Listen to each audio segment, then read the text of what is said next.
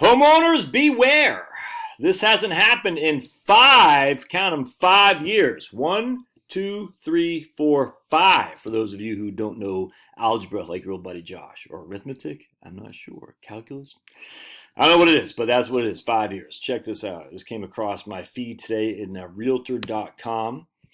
Right here. Sellers beware. More homes. This is sellers, but it's a homeowners too. I'm going to share with you why. And there's some positive news here. More homes on the market are going stale due to this big listing mistake. All right, right here. In December 2024, half of all active listings had sat on the market for 70 days, which is the longest time since December 2019. Half of all active listings had sat on the market for at least 70 days, which is up from 61 just last year. Worse, the share of the super stale listings that have languished on the market for more than 180 days is also creeping up, hitting 24.3% last month, the highest since 2020. I mean, that's for people who have got their homes on the market for at least 180 days. That's over half a year. Overpricing is the main culprit for listings becoming stale, says this guy, Joel Berner. While home prices are still growing at the national level, they're doing so much more slowly than previously. All right, that's kind of creepy right here. And you're going to see right here, median days on the market increased the most in Nashville by 22 days. It took 22 days longer for your house to get sold in Nashville. Crazy from last year.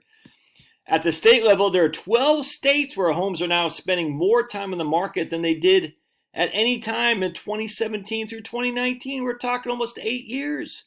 There are 12 states now where homes are staying on the market longer than they did even 8 years ago. Arizona, California, Colorado, Florida, Hawaii, Idaho, Nevada, Oregon, Tennessee, Texas, Utah, and Washington. The homes are staying on the market longer than they did 8 years ago. Crazy. Higher rates have softened demand, slowing the market, and yet interestingly enough, it's not only the higher rates softening demand, the listing prices are too high. And as we can see, what's happening here is the median list price of homes is down 1.8% from a year ago. That's a big impact on CPI. That's why I'm pretty optimistic about CPI numbers, because CPI, the significant portion of CPI is what? Is owner's equivalent rent, housing costs, rent itself. So when the CPI numbers start showing up, and CPI is a lagging data set for or housing costs are a lagging data set for CPI. So when these things start getting reflected in, the CPI numbers will drop for sure. But the price of eggs is through the roof.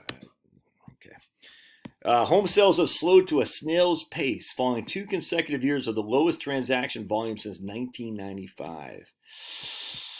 I thought it'd be fun to look at houses that are trading for single-family homes, 3-bed, 2-bath, up to $350,000. A lot of people say you can't find a house less than $300,000. I mean, less than $500,000 or $400,000.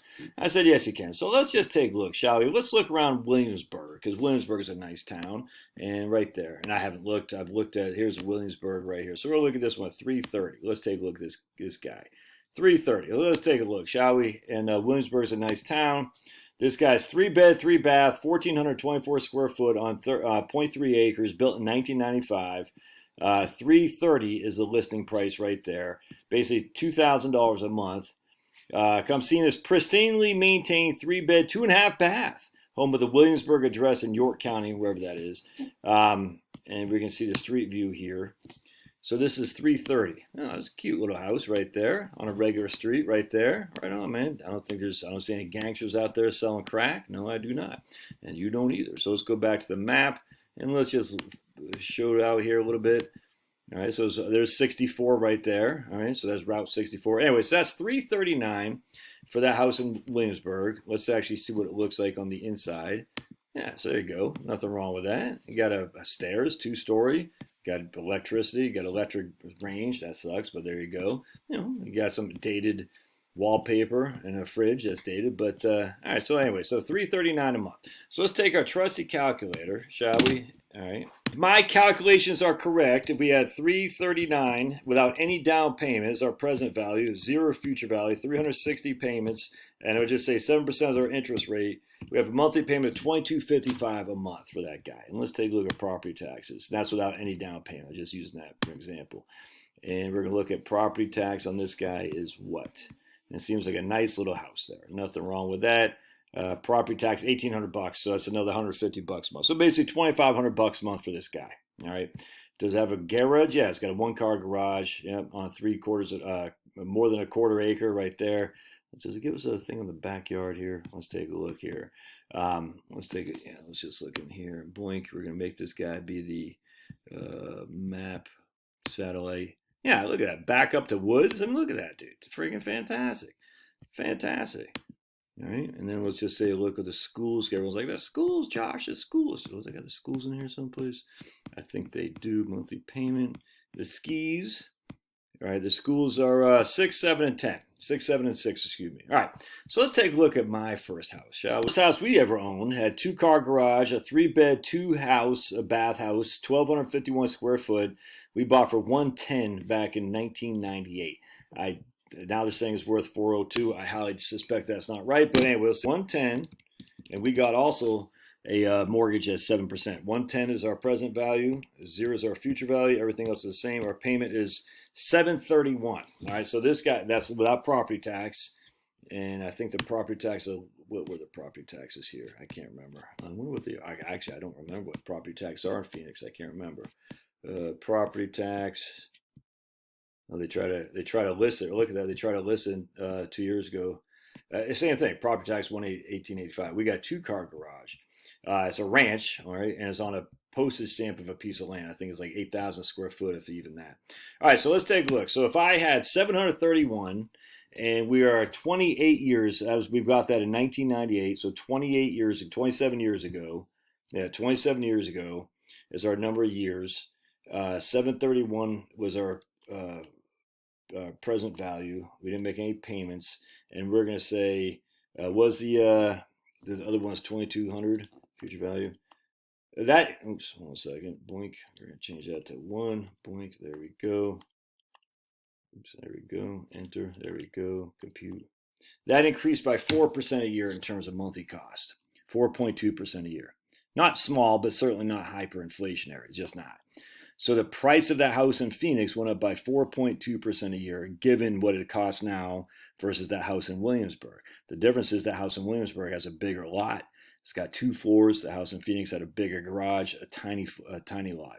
So you take it as a width. So then we look at the house we bought in Dayton, Virginia, 3-4 years later.